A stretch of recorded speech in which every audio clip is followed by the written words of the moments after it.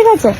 আর ওটাকে দেখাচ্ছি একটু পরে। শুধু এই ভিডিওটা না, চলো আর একটা video. So good evening everyone.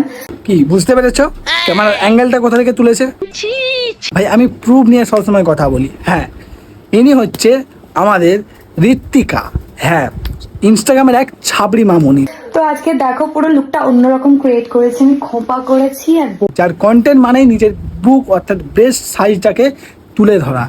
হ্যাঁ, তো আজকে দেখো পুরো লুকটা অন্যরকম ক্রিয়েট করেছি, আমি খোপা করেছি আর ক্যামেরার অ্যাঙ্গেলটা এমন থেকে ফোকাস করেছে, এমন দিক থেকে ফোকাস করেছে যেটা দেখার পর তোমাদের অলরেডি ভালো লাগবে জানি, কিন্তু অ্যাকচুয়ালি যারা সম্মান করে না মেয়েদেরকে, তারাই বুঝে যে এরা আসলে কীরকম নোংরা মেয়ে। বউ পুরো সেজেছি, টিকলিও পড়েছি। তো তোমার মারা প্রতিটা ভিডিওতে লুকস দেখানোর থেকে ব্রেস্ট সাইজটা তুলে ধরা হয়ে যাচ্ছে, তাই না মামনি? ভাই আমারও বাড়িতে মা বোন আছে, কিন্তু আজ এইসব মেয়েদের জন্য না আমার বাড়ির মা বোনকে নিয়েও উল্টোপাল্টা নেগেটিভিটি ভাবা। ভুল করছিস, সোশ্যাল মিডিয়াতে বেশি নোংরা পড়া করিস না। যখন রোস্টারদের চোখে পড়বি না, এমন দোচনটা দেবে না তুই ধারণা করতে পারবি না। তো চলো ভিডিওটা আজ আমি এখানেই শেষ করছি। দেখা হচ্ছে পরবর্তী কোনো নেক্সট ভিডিওতে। তখন সুস্থ থাকবে, ভালো থাকবে। জয় হিন্দ।